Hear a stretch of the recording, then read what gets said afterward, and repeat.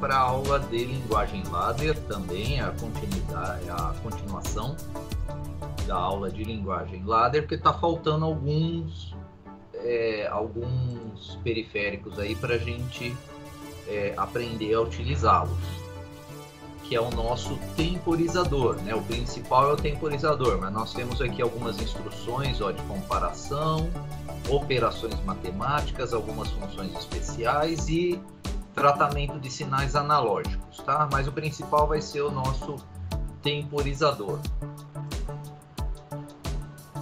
Então, os temporizadores, eles são muito utilizados na maioria dos projetos. Então, na maioria dos projetos, vocês vão precisar ter uma base de tempo, uma contagem de tempo, né? Então, quando você faz um projeto, provavelmente, sei lá, um tempo para você manter um solenoide ligado, uma porta aberta, um motor ligado, você provavelmente vai precisar desse tempo, né?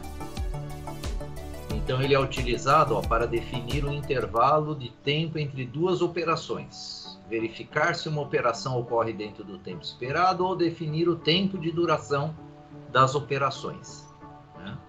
Geralmente, nós temos 3 tipos de temporizadores, né? Então, a gente vai analisar esses 3 tipos, porém, no nosso simulador, que é o LADSIM, nós só temos o T-ON, né? Então, temos aqui o T-ON, que é o temporizador na energização. Temos também o T-OFF, ele temporiza na desenergização. E temos um temporizador de pulso. O temporizador de pulso dá até para a gente implementar ele com o T-ON, né? Com o T-OFF também, que aí a gente controla o tempo, né, desse pulso aqui. Então, os parâmetros e os operandos que serão apresentados, eles são aceitos nesses 3 tipos de temporizadores, tá? Então, esses parâmetros e operandos é porque agora a gente trabalha com uma linguagem de programação, né, que é a nossa linguagem gráfica ladder. Então, ao utilizar os 3 tipos de temporizadores, então nós teremos que obedecer algumas regras aqui, O TXX é o número desse temporizador, porque agora eu preciso identificar se eu estou usando temporizador 1, 2, 3, 4. No nosso caso aí do nosso simulador, nós temos 8 temporizadores. Esse que vai de 0 a 31, que dá um total de 32, é no nosso simulador, é no nosso CLP genérico. Então, lembra, aula passada eu falei de um CLP genérico, que ele tem 32 contadores, 32 agora temporizadores, ele tem 8 entradas, 8 saídas, né? Tem lá portas de contagem rápida, tem canais analógicos, né? Então é um CLP teórico só para os nossos estudos aí, ele funciona. Então ele tem o time base, que é a base de tempo dele. Então eu posso trabalhar com bases de segundos, com 0,1 segundo, com 0,01 segundo, né? Geralmente você quer uma precisão de tempos em projetos. Aí a gente geralmente trabalha com 0,01 segundos, milissegundos, microsegundos. Aí vai depender, né, do projeto. Temos um parâmetro que é o ponto P. Então você coloca lá qual temporizador que você está usando, tipo T01. Ponto P é o parâmetro do preset dele, né? Então é um preset que você vai informar qual é o preset do temporizador. Você quer que ele contabiliza que tempo? Eu quero 2 segundos, 10 segundos, né? É o valor que você vai pôr lá no preset. Como agora não é só 0 e 1 esse preset, você precisa ter números maiores que 0 e 1, então você trabalha com uma word, né? A word, ela reserva espaços de memórias maiores. Nesse caso aqui, de 0 a 65.535, que dá um total de 16 bits aqui, né? Nós temos também nos temporizadores eu coloco aqui, ó, o número do temporizador TXX. Então, T01.V. Né? Então, esse parâmetro V dos temporizadores é o valor atual do temporizador. Então, eu posso visualizar e manipular também esse valor atual, né, do temporizador. Vocês vão ver que no nosso simulador lá de sim também é possível vocês visualizarem esse parâmetro aqui. Claro que não vai estar desse formato, mas vai ter uma janelinha lá dizendo qual é o tempo que ele está naquele determinado momento, né? Então também, como você está monitorando um tempo, né? Eu preciso de uma word aqui também, que essa word de 16 bits gera um intervalo, ó, de 0 a 65.535. Né? Se fosse um bit só, eu só ia conseguir contabilizar dois valores, o 0 e 1.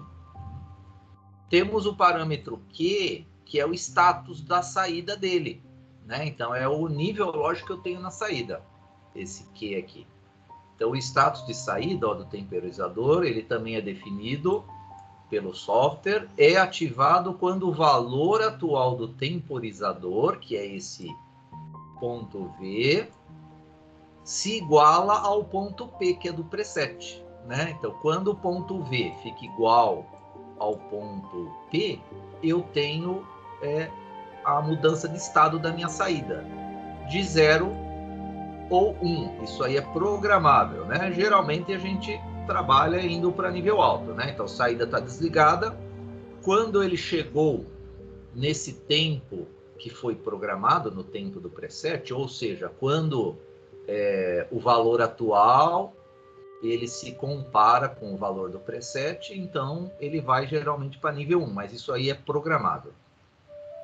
E temos o E de Enable. Enable é habilitar, né? Então é a habilitação do temporizador. É aqui que eu ligo, né, o meu temporizador. Então eu tenho um pino lá que eu tenho que ligar ele, eu tenho que pôr uma chave lá e ligar. Né? Então é o pino Enable, né, do temporizador. Então quando ativado faz a contagem do tempo. Né? Então tem temporizador que eu dou um pulso no E, ele começa a contar. Tem temporizador que eu preciso manter o nível alto no Enable para ele contar. A hora que eu tiro esse nível alto, ele para de contar e além de parar de contar, ele reinicia o contador dele. Né? Também é configurável para 0 ou 1. Então, eu posso configurar para ativar com 0 ou ativar com 1 o nosso temporizador. Lembrando que fisicamente o temporizador ele é igual a nível de circuito lógico ao contador que nós vimos na aula passada. Né? Então, os circuitos lógicos são os mesmos. O que muda é a entrada de clock dele. No caso agora do nosso temporizador, eu tenho que entrar um clock que vai ser uma base de tempo já definida que você quer trabalhar. No caso dos contadores, eu ligo um sensor e de vez em quando vai ocorrer um evento. Aí ele conta também, só que aí ele conta eventos. O temporizador conta tempo porque você está utilizando um circuitinho de clock lá que está te gerando uma basezinha de tempo. Então, na saída Q do nosso temporizador, ó, os operandos são aceitos. Os operandos aceitos são aqueles com tamanho de 1 byte, um bit, que é nível lógico ou 0 ou 1 apenas, né?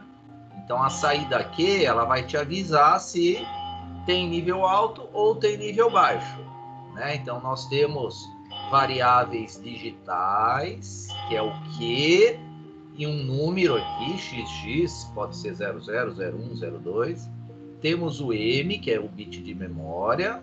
Temos o bit de memória retentiva. E temos o LT, que é usado para IHM. Né? Então, para programar as IHMs, Interface Homem-Máquina. No valor do preset do temporizador, os parâmetros aceitos são valores com tamanho de uma word, que eu já falei, né? Lá no slide anterior. Então, uma word de 16 bits, eu tenho essa grandeza aqui, ó, esse intervalo, de 0 até 65.535. E como é que funciona agora? Então, nós vimos uns parâmetros gerais para os 3 tipos de temporizadores. Então, como é que funciona o nosso T-on? Né? Então, o nosso T-on é o temporizador na energização. Né? Vamos ver como ele funciona. Esse tipo de temporizador causa retardo na energização de sua saída. Pronto, eu acho que isso aí já resume um pouquinho aí de como funciona o nosso T-on.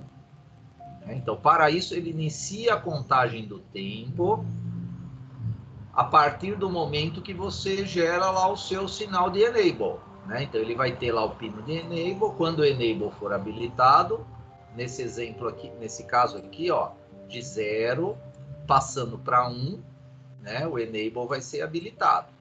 De 0 passando para 1. Então, quando o valor atual do temporizador, ó, se igualar ao preset, é aquilo lá que nós já vimos, né?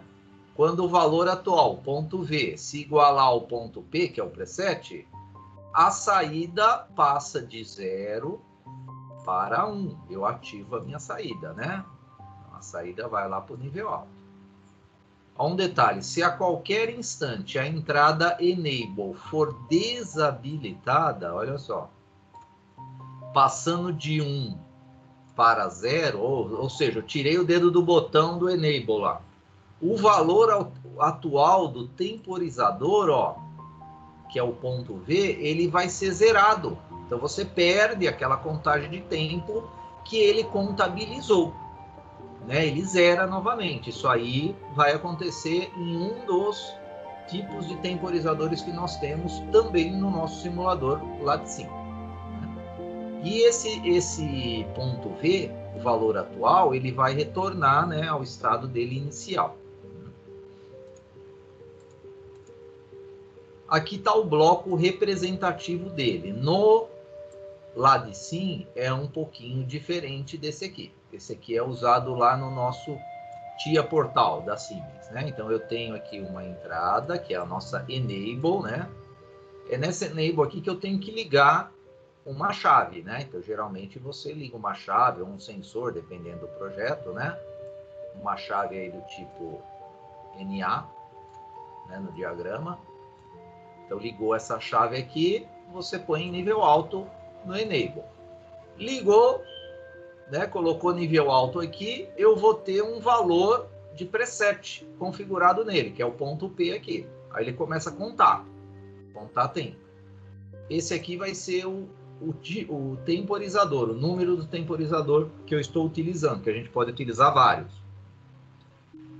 Quando o temporizador dele de valor atual chegar no valor do preset, a nossa saída de 0 vai para nível alto, né? Então a gente vai para nível 1. De 0 ela vai para nível 1. Então é assim basicamente que funciona aí o nosso T-on. Então vamos ver um exemplo. Melhor analisar o exemplo e o diagrama de tempo dele para entender esses temporizadores aí. Então a descrição narrativa é a seguinte, ó, deseja-se uma programação que acione uma carga que entre em funcionamento 8 segundos depois de o botão liga ser pressionado e desligue em qualquer instante em que o botão for desacionado. Olha, é justamente a função do T-on, né? O T-on faz justamente isso. Se você desligar esse botão aí, já desaciona o nosso timer aí. Então é simplesmente esse diagraminha aí que nós temos, ó. Então nós temos a nossa chave de liga, temos o nosso T-on com um preset de 8, né? Então quando eu colocar nível alto aqui, quando eu ligar a minha chave, ele começa a contagem de tempo. A qualquer momento que eu tirar o dedo do botão, ele zera. E ele só vai ter nível alto aqui na saída no momento que ele atingir o valor do preset. Né? Só depois aí de 8 segundos que você manter essa chave ligada. Então vamos ver um diagraminha de estado ou diagramas de tempo para entender melhor. Né? Então aqui é o nosso botão. Né? Então nesse momento aqui, ó, você colocou o dedo no botão. Aqui, ó. E olha o que acontece. A saída do temporizador e a saída física, né? Não acontece nada, fica em nível baixo. Só depois de 8 segundos que a saída do temporizador e a saída física vão para nível alto. Só depois que passa 8 segundos. Nesse ponto aqui, ó, você tirou o dedo do botão aqui, ó, né? Então aqui foi tirado o dedo no botão. Tirou o dedo do botão, olha só. Eu volto para nível baixo a saída do temporizador e a saída física, né? Que a saída do temporizador está controlando, né? Essa saída física aí pelo nosso diagrama. Então é assim que funciona o T1. Vamos falar agora, ó, do T-off, que é o nosso temporizador de desenergização. Então ele usa uma lógica contrária ao T-on, né? Isso aí que confunde um pouquinho, mas é questão de treino aí do projeto que vocês vão usar. Então o T-off é o que o próprio nome está dizendo, off, né? Então ele vai desenergizar a saída, né? Então nesse tipo, ó, de temporizador, ao acionarmos o enable, o valor atual do temporizador, que é o ponto V, ó, zera, e a saída Q, olha lá, passa para nível 1. Então ela já vai para nível alto. Se acionou, ela vai para nível alto. O retardo acontece na desenergização. Então, como ele é T-off, desenergização, então ele vai mudar de 0 para 1 essa saída aí, né? Então, o retardo acontece na desenergização. Ou seja, quando desacionamos o enable, passando do nível lógico 1 para 0, aqui eu estou falando do enable, né? Inicia-se a contagem de tempo que causará o retardo na saída ponto Q. A partir do instante que o valor atual do temporizador, que é o ponto V, se iguala ao ponto P do preset, a saída, sim, agora, né, essa passagem de 0 para 1 é na saída, esse texto aqui embaixo. Aí sim, quando eu tenho os valores ponto V igual ao ponto P, a saída vai de 1 para 0. Né? Então a saída está em nível alto, ela passa para nível baixo, a nossa saída. Essa é a característica do T-off, temporizador de desenergização. Aqui está o diagraminha de bloco dele, né? Também idêntico ao anterior, o que mudou é o nome só aqui, né? T-off. Então ele tem aqui o pino de enable, tem o TXX, que é o número do temporizador que você vai utilizar, tem o parâmetro .p aqui do preset, e tem a saída, que ela vai ficar em nível alto, né? Até que ela vá para nível 0, no momento que o valor atual se igualar ao valor do preset aqui, que é o ponto P. Então, analisando agora um exemplo também, deseja-se desacionar uma carga que interrompa seu funcionamento 8 segundos depois de o botão desliga ser acionado.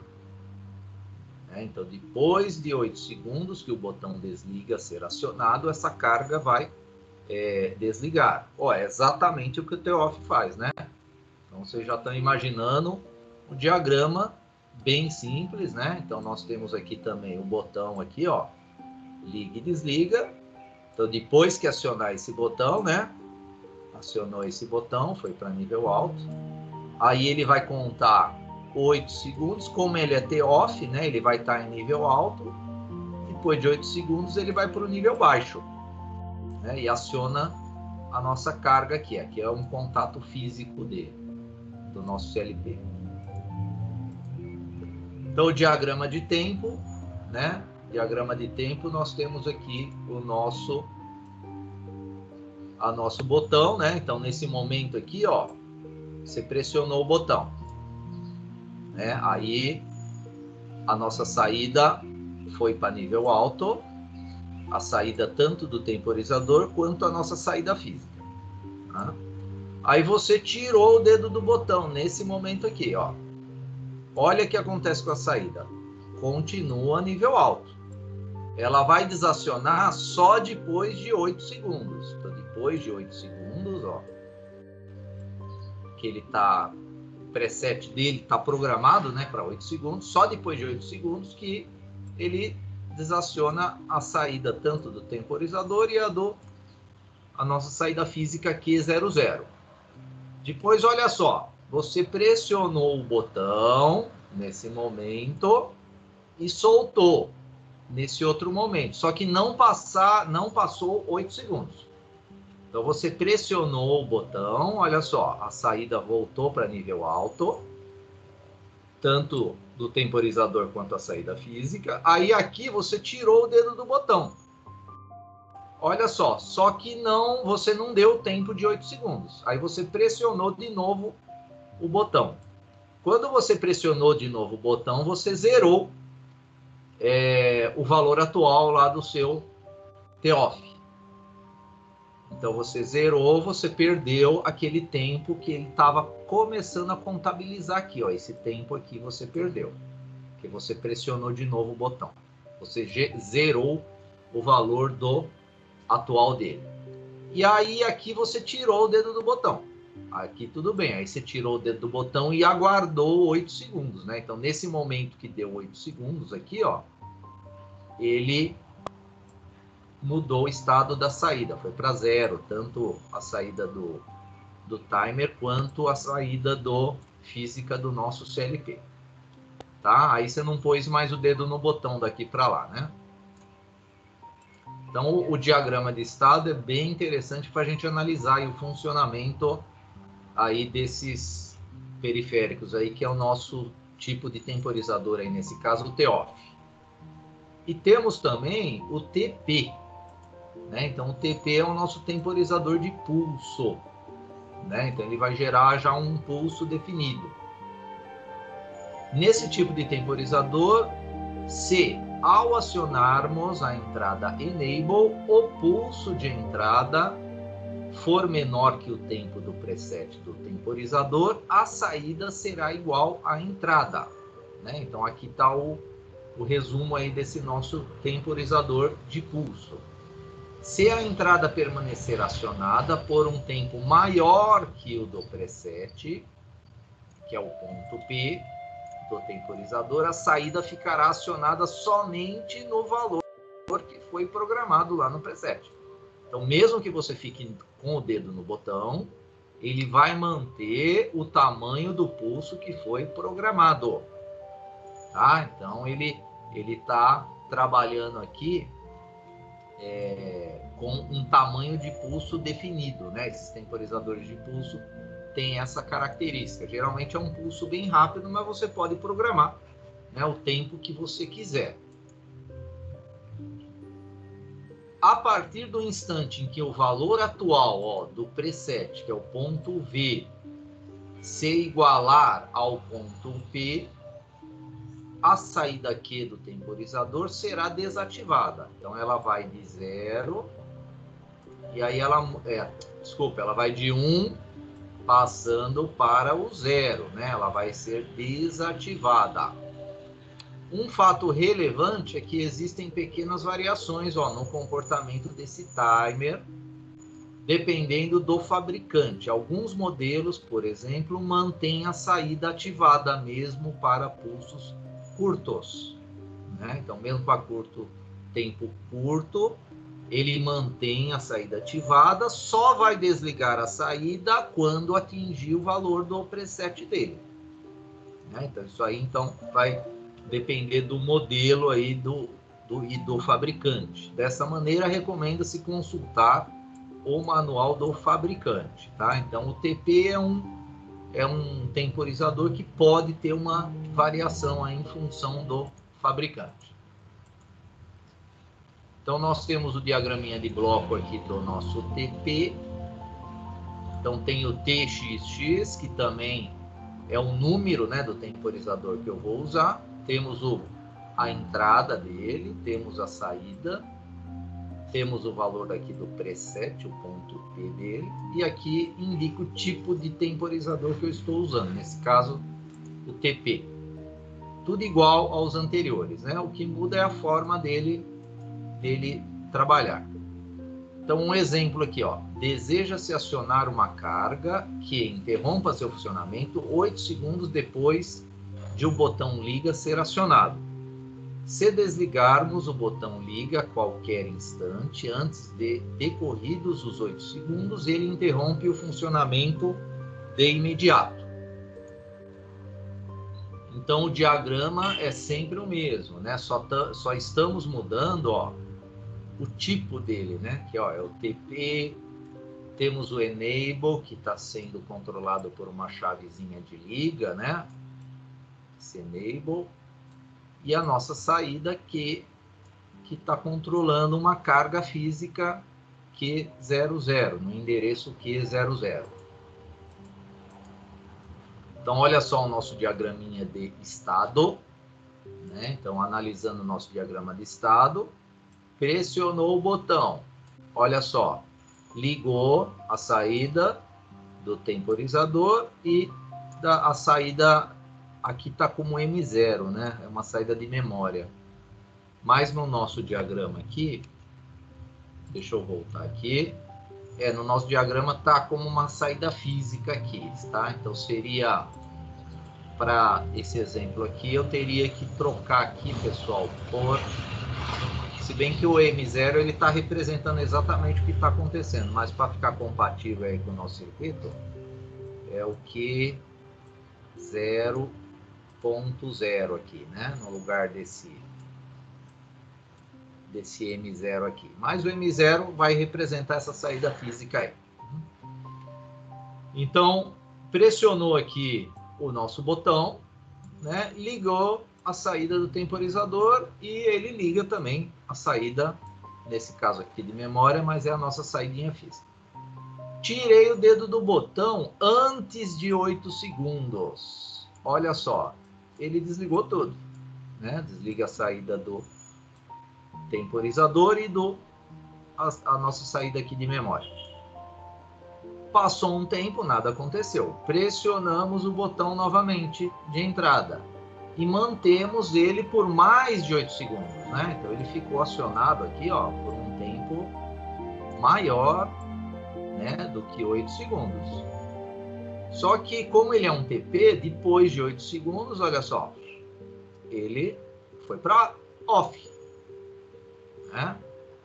Isso aqui é característica do nosso TOFF, né? O TOFF também vai fazer essa característica aqui do TP, ele também ela pode ser programada lá no nosso TOFF. E ele mantém paralelamente, né, a mesma informação do M0 aqui, tá? Então, tudo que ocorrer aqui na saída do temporizador, ela está diretamente ligada no nosso M0. E aí você pressiona e desaciona o botão. Então, ele dá um pequeno pulso, né? Pressiona e desaciona. Então, a nossa saída, ela está seguindo o que o seu dedo lá no botão está mandando. A diferença é que depois de 8 segundos, se você mantém o dedo, né, no botão durante um tempo maior do que 8 segundos, ele vai desligar a saída. Então, você fica com saídas com pulsos fixos de tempo. Nesse caso aqui, 8 segundos. Né? Então, você pressiona lá o seu botão, no máximo você vai ter um pulso de 8 segundos. Se você tirar o dedo do botão antes de 8 segundos, você diminui o tamanho também desse pulso aí.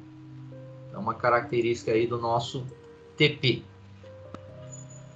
E no LADSIM, como é que isso aí funciona? Então, no LADSIM, nós temos 8 temporizadores, ó. E esses 8 são do tipo T1. Ah, mas e aí? Se eu precisar um TOFF, um TP, é o mesmo caso que eu falei para vocês dos contadores, pessoal. Então, nós temos contadores up e down. Ah, mas qual é o projeto que eu uso up e qual é o projeto que eu uso down? vai depender de você, do programador. Então, você que vai escolher. Então, com todos os projetos, você vai conseguir fazer com T-on. No caso, eu estou dando o exemplo do contador, né? Com contador up ou down. Vai depender de você, né? Da sua lógica. Então, não existe uma aplicação específica para T-on, ou contador up, ou T-off, ou contador down. Então, com o T-on, dá para vocês fazerem todos os projetos necessários. Tá? Então, no caso do lado de sim, nós temos o T-on. Quantos T-on nós temos? 8, né? Esse aqui começa do 1, vai até o 8. Ele tem uma informação de preset dele, quanto foi programado cada um deles. Tem o valor atual do acumulador. Então, aqui seria o ponto P. E aqui seria o V, o ponto V. Quando esses dois valores forem iguais, ele ativa a saída, né? Então, o DN é a saída dele, que estado atual está em 0. Então, quando o pré for igual ao ACC, quando esses dois forem iguais, ele coloca nível alto na saída respectiva. Aqui você escolhe qual é o timer que você quer, configura o preset dele, e nós temos dois tipos de T-on. Tem o On Delay Timer e tem o Latched On Delay Timer. Então, olha só, o On Delay Timer, enquanto a entrada do timer está ativa, ele conta até chegar no preset. Se você tirar o dedo do botão do On Delay Timer, ele zera o acumulador, que é o nosso ponto V. É o ponto V que a gente está analisando na teoria aí. Então, ele funciona igualzinho o T-on dessa nossa teoria, tá? O On Delay Timer. Agora, o Latched On Delay Timer, né? O Latch é de travar, né? Então, o Latch de você... Se você escolher nessa opção Latched aqui, ó, é só você dar um pulso, ele começa a contar, mesmo que você tire o dedo do botão, ele vai até o valor do acumulador, ou o valor determinado do preset dele, né? Ele vai até o valor do preset sem parar. Então, o Latched On Delay Timer, ó, com apenas um pulso na entrada do timer, ele começa a contar até o valor do seu preset. Após o preset, ele mantém nível alto. Então, inclusive, ele mantém nível alto enquanto você não utilizar o reset. Aí tem que usar um reset igual a gente utilizou lá nos contadores. Eu vou dar um exemplo já na utilização aí desses dois temporizadores do LADSIM. Então, é assim, ó. Então, eu vou fazer esse exemplo já para vocês. Então, aqui vai estar o timer dele, aqui está programado para 5, é o T1. Esse T1, eu coloquei um contato lógico dele aqui, ó, para controlar uma saída. Né? Então, no LADSIM, o timer ele fica aqui, ó, né, na coluna de saída. No TIA Portal da Siemens, aí você consegue colocar ele aqui, né, no meio, e já associar uma saída para ele diretamente. Então você aciona a sua entrada, ele começa a contar o tempo, ó, quando o valor do preset for igual ao valor do acumulador, olha só, a saída vai para nível alto e liga a nossa saída física aqui, que eu coloquei nesse diagraminha aí só como exemplo de treino aí pro On Delay Timer do LADSIM. E temos o Latched On Delay Timer. Então, o Latched, o que a gente precisa? Ó, além de entender, né, o funcionamento dele, que é só você dar um pulso aqui, ó, não precisa manter a chave ligada, ele já começa a contar o tempo. Quando o valor do pré for igual ao acumulador, a saída vai para nível alto. E ela fica travada em nível alto, ó. Então, fica travada, né? Então, eu tenho aqui também o contato do nosso timer controlando essa saída física aqui. Para zerar ele, ó, eu tenho que colocar aquela bobininha de reset. Então, é uma bobina de reset que ela vai ser acionada com o IP1 nesse exemplo aqui. Então, antes de prosseguir, vamos dar um exemplo aqui com o LADSIM, né? Então, olha só, no LADSIM, eu tenho aqui o diagraminha, as nossas ferramentas, ó, sinais de entrada.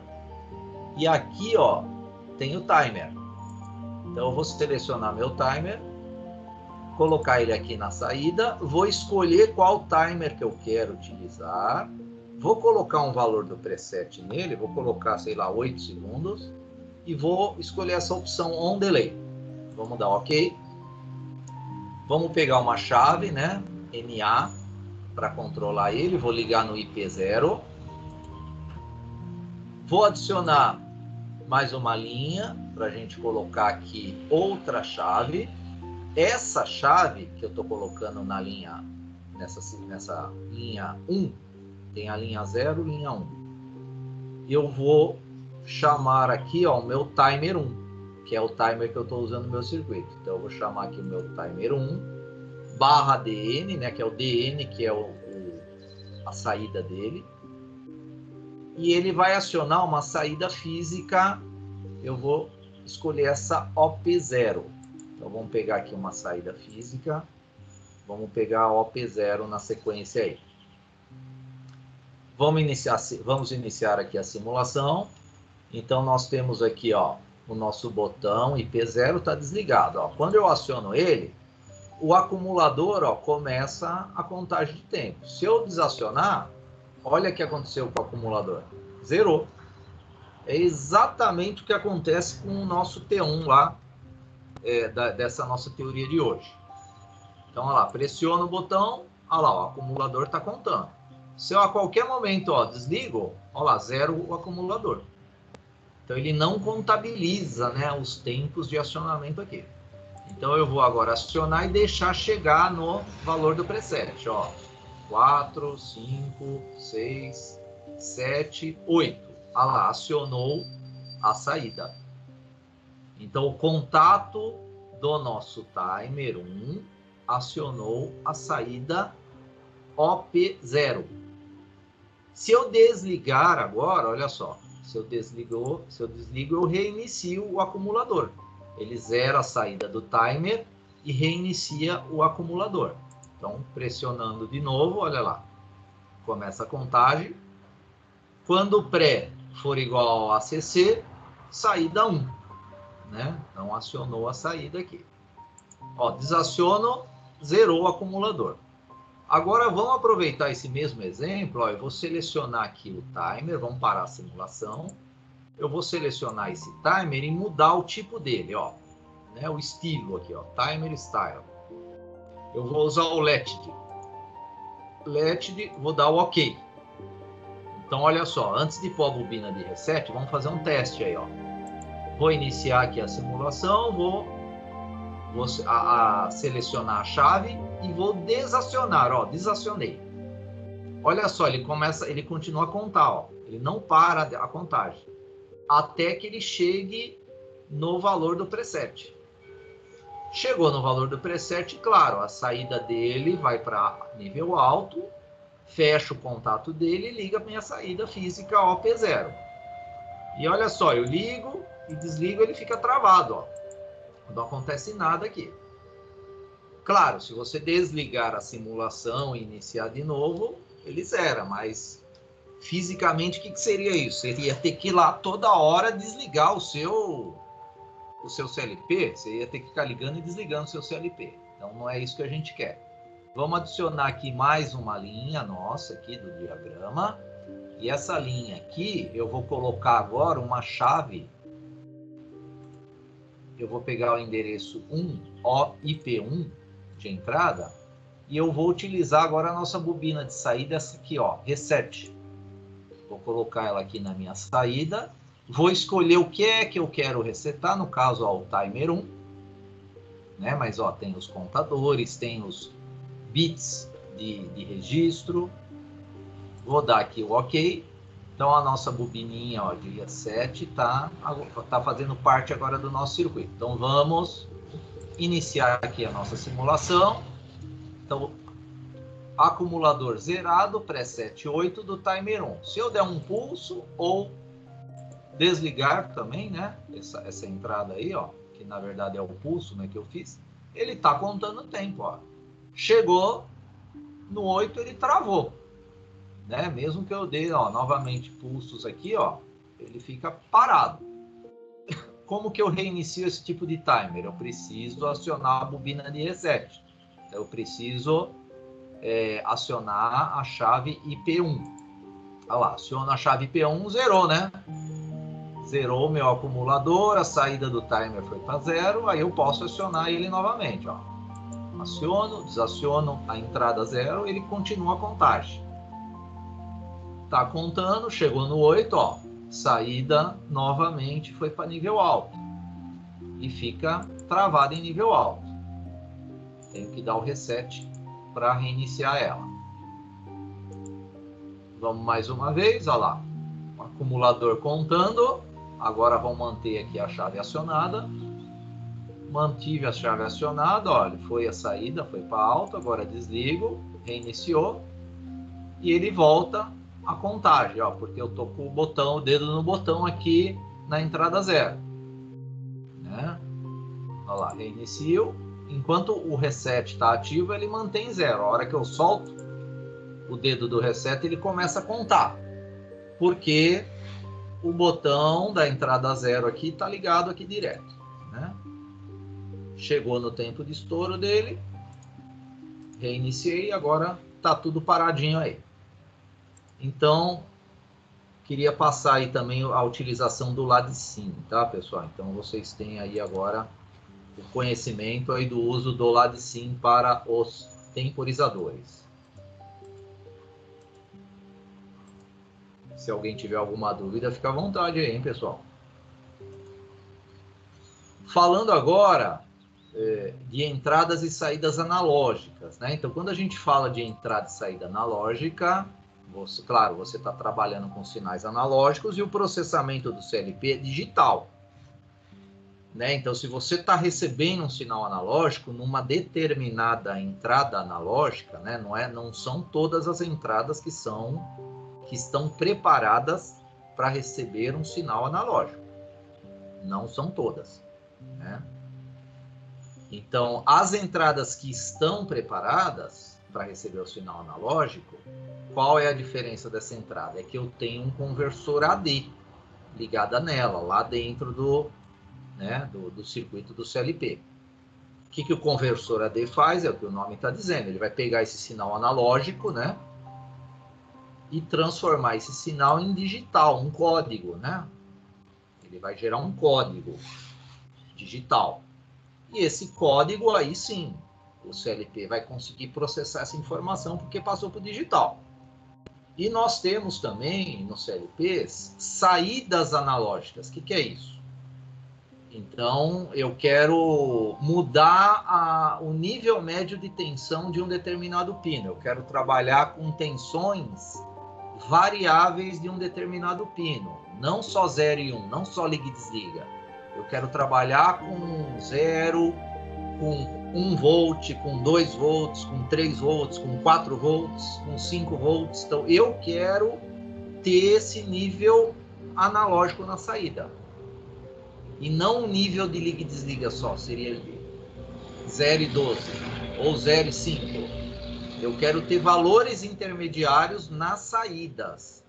Né? Então, aí eu preciso do conversor DA, é digital para analógico. Então, os CLPs também possuem essas saídas. E essas saídas são muito utilizadas para modulação por codificação de pulso, que é o nosso PWM.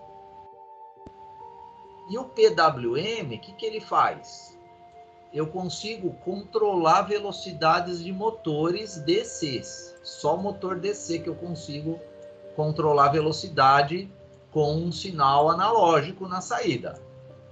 O motor AC não. O motor AC a gente tem que trabalhar com a frequência dele, né? Para controlar a velocidade dele, mudar a frequência. O motor DC não, você já consegue.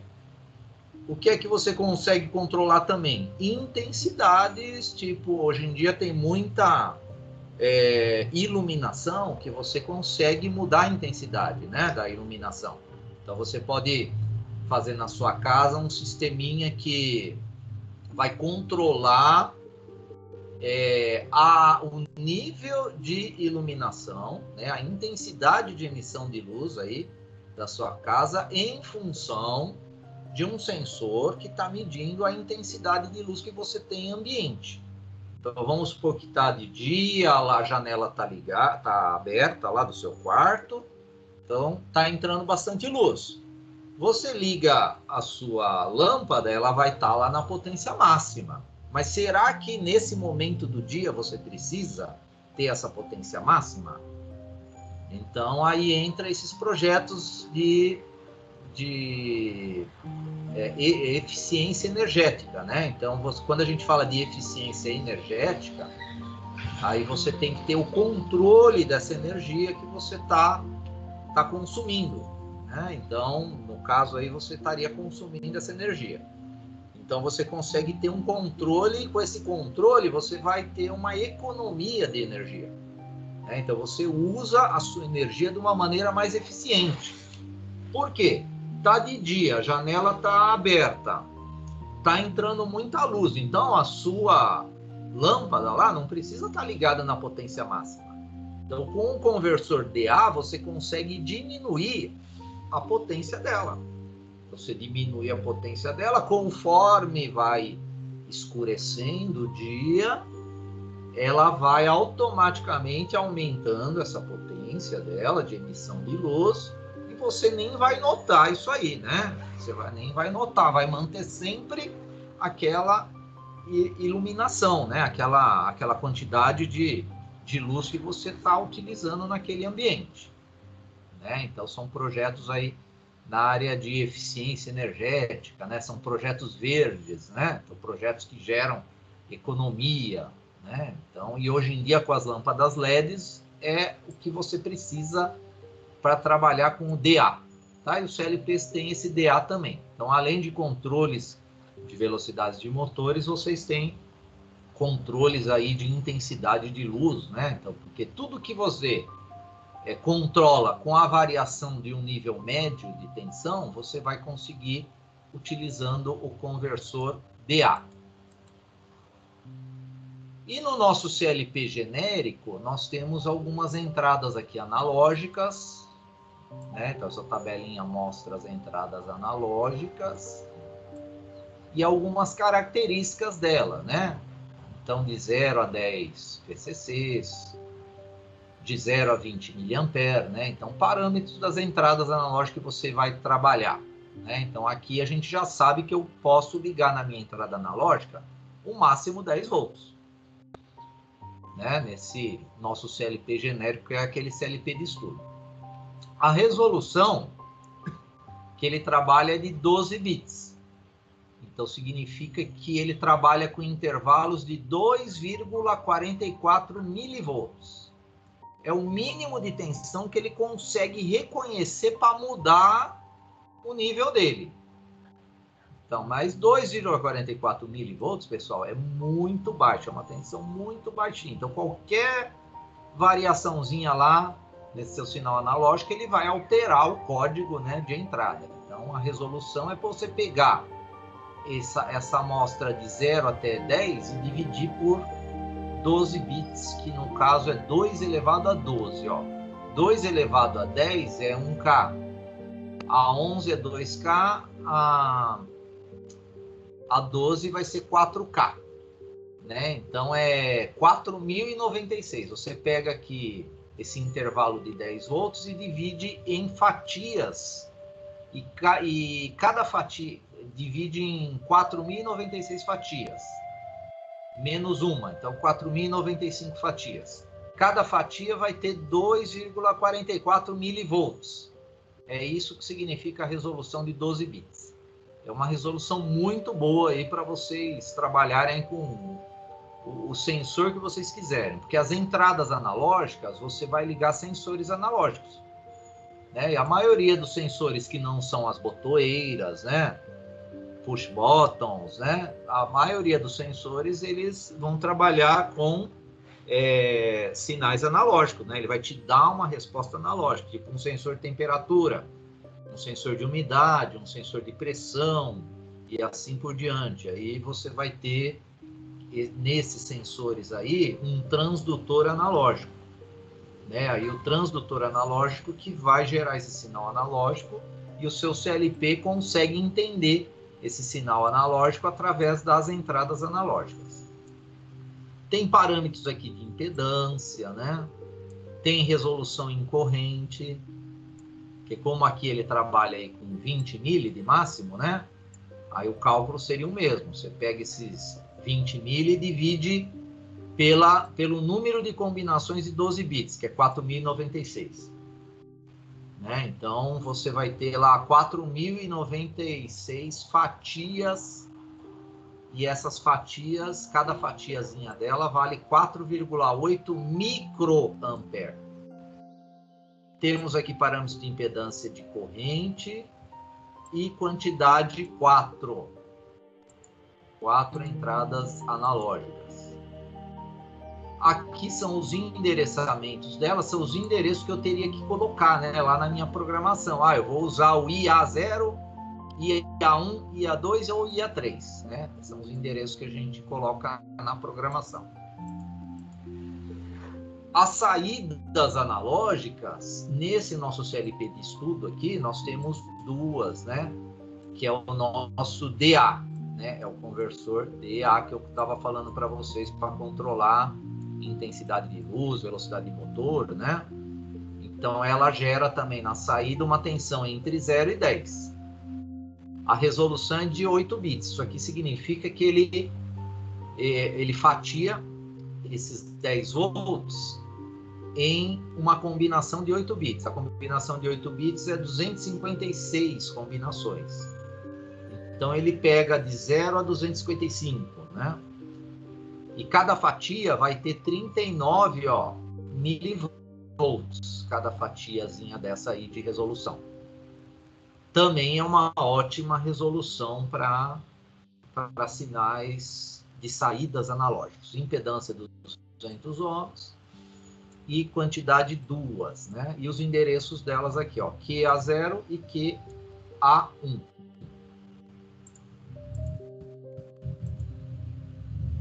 E aqui entra uma parte, pessoal, que eu vou falar também um pouquinho mais rápido, que é a parte realmente de programação. Então, vocês estão acostumados com contatos, né, de liga e desliga. Mas pode ser que nos projetos, né, vocês tenham que trabalhar com comparações de valores, né? Então, quando a tensão, né, do nosso sensor atingir o valor de, sei lá, 5,5 volts, né, ligue a saída que está controlando, sei lá, um ventilador.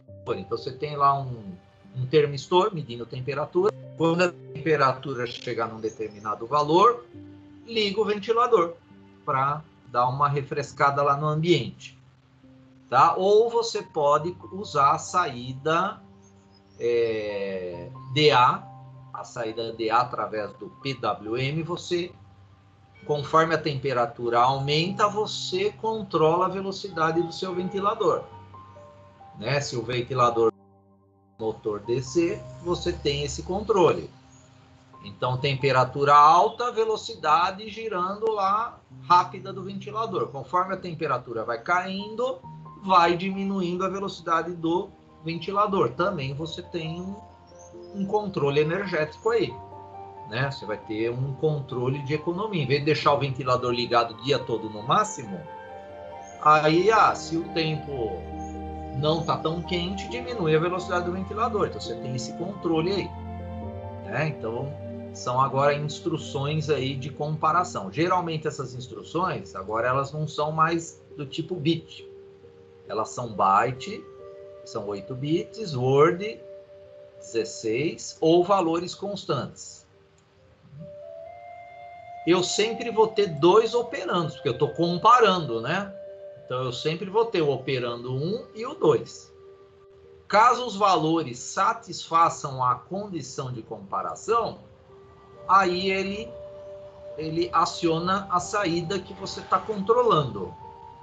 né? Então eu tenho dois operandos. Esses operandos, eles estão fazendo algum tipo de comparação. Quando eles atingem a resposta dessa comparação, ele vai habilitar, né, uma determinada saída.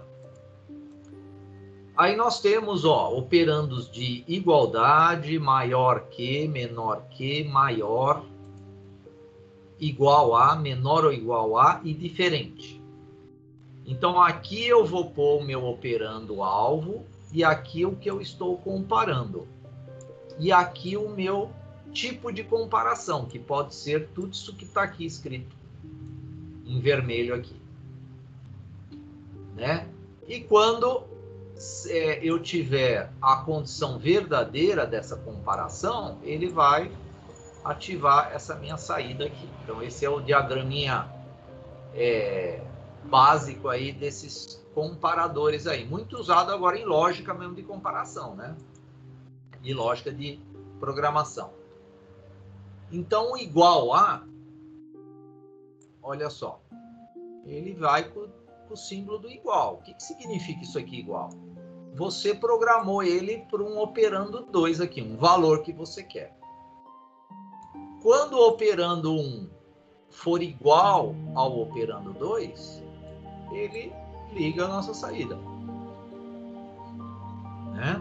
Então, ele vai ligar essa nossa saída. É isso que esse bloco está executando. Temos o maior que.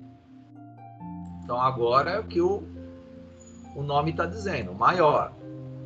Então, quando o operando 1, né, ó, for maior que o valor que você programou aqui, ó, no operando 2, ele coloca a saída em alta. Enquanto isso não for verdade, fica em nível baixo. É até mais fácil vocês entenderem como condição verdadeira ou falsa, né? Então, quando, ó, esse aqui é o menor que. Então, menor que.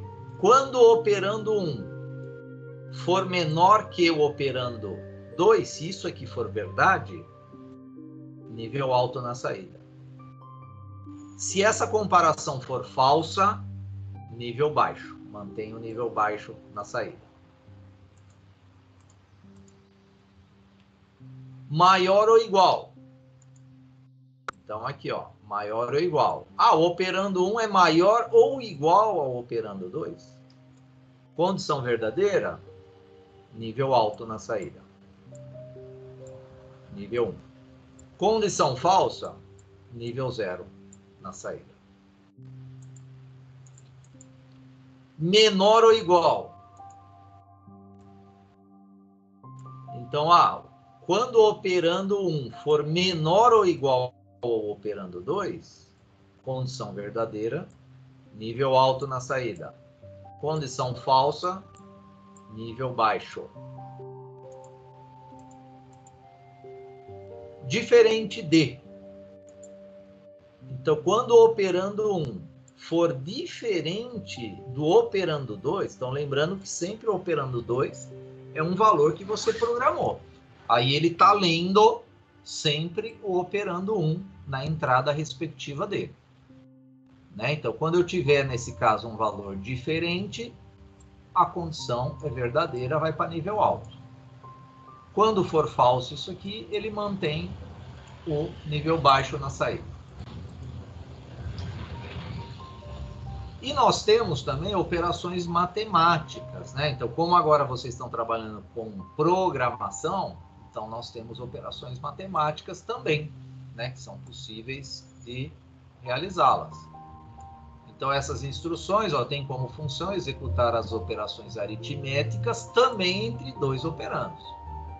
E aí ele vai colocar o resultado em um operando de resposta, ó, que é o nosso res. Aí nós temos a soma, né? Então, ó, quando essa instrução é habilitada por meio dessa entradinha E, ó, de enable, ele vai executar a soma dos operandos 1 com o operando 2 e colocar o resultado no res. Ah, mas e aí, onde é que eu visualizo isso? Aí você vai ter que tratar esses dados aí. Onde é que eu coloco operando 1 e operando 2? Também. Isso aqui é só o bloco que faz a soma. Agora, como você carrega operando 1, como você carrega operando 2 e como você pega a resposta, são registradores que você vai carregar, né, para ter valores de operando 1, para ter valores de operando 2, e aí lá na sua estrutura, lá no seu código, você vai pressionar o enable. A hora que um botão gerar um nível lógico aqui para o enable, ele vai te dar um resultado. Aí esse resultado é um outro registrador também que você tem que ler o valor do resultado desses dois operandos. Tudo isso vale também para subtração, né? O que muda é o símbolo, né, do bloco. Então agora ele vai subtrair, né, o operando 1 menos o operando 2. E também o resultado vai ser lá no res. Então lembrando que agora a gente não trabalha mais com bit, né, pessoal? É tudo byte para cima. Byte, word, né? Byte e word geralmente que você vai trabalhar tanto para o operando 1, operando 2 e para o resultado. A multiplicação também, né? Então agora eu vou ter a multiplicação como resultado do operando 1 vezes o operando 2, né? Então também aqui é tudo byte e word. E a divisão, né? Então ele vai dividir agora o valor do operando 1 com o valor do operando 2 e colocar o resultado no resto. Quando ele faz isso? Quando, né, habilitar aqui o nosso enable. Esse enable habilita essa operação aí. Aí ele pega o que tem lá no operando 1, pega o que tem lá no operando 2, calcula, nesse exemplo aqui a divisão, né? E coloca o resultado no registrador res. Temos algumas funções especiais que também fazem parte das linguagens de programação, né? Então a primeira delas é o call, né? Então o call, né? Quando você vai fazer um call, você pega o telefone e disca para alguém, né? E faz um call. Aqui você está chamando, né, uma subrotina. Então aqui você chama uma subrotina que você pode criar um bloco de ações. Então você tem lá um bloco de ações que de vez em quando você chama ou constantemente você chama esse bloco, mas para não ficar repetindo esse bloco toda vez no seu código, você cria um bloco único para não ficar repetindo, não o bloco, para não ficar repetindo essas ações a todo momento, para não deixar o seu código muito grande, você cria apenas um bloco. E nesse bloco você coloca todas as ações que você quer e dá um nome para ele, tipo transporte. Então, toda vez que você der um call para o transporte, ele vai executar um monte de ações aqui, né? Terminou, ele retorna, ó, retorna para o mesmo ponto do programa que ele foi chamado. Ele faz um desvio, né, do seu código, vai para essa área que tem as ações desse call, dessa subrotina, terminou as ações, aí ele volta lá para a pilha lá do seu código onde é que ele estava sendo executado. Temos a função especial que é o jump, né? O jump também é um desvio, né? Então eu posso ter também a nossa subrotina. Aí eu solicito um jump para a subrotina de nome transporte. Essa subrotina eu vou ter várias ações que ela vai executar. Porém, a diferença do call para o jump é que no jump ele fica nessa, né? Ele continua nessa subrotina, ele não volta. Para voltar, eu vou ter que pôr uma ação aqui de retorno dentro, né, dessa minha subrotina. Então, eu tenho que ter mais alguma ação lá, ó. Depois ele entra aqui no transporte, mas só depois que eu pressionar um determinado botão que ele sai daqui e volta lá pro meu código principal lá, para minha função principal, né? Então essa aqui é a diferença, que ela mantém, né? O programa continua na subrotina, a diferença do call e do jump.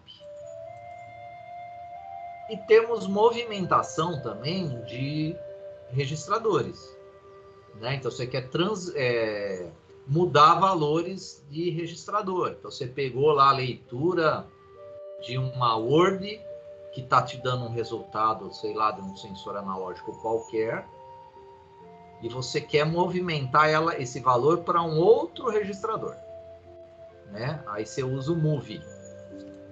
Né? Então essa instrução, ó, possui o move 0, que é a origem, move 1, que é o destino.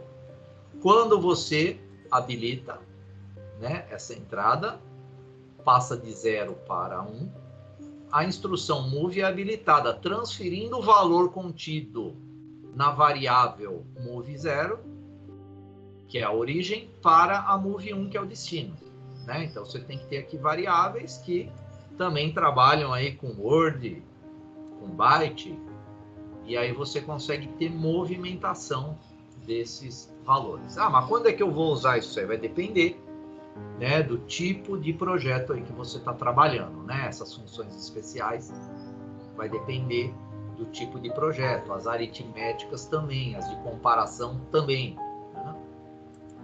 Então é porque o CLP agora é uma ferramenta bem avançada, né, de programação. Então a princípio vocês estão com a lógica de contatos, né? Vocês estão com zeros e uns, vocês estão com relés, mas só para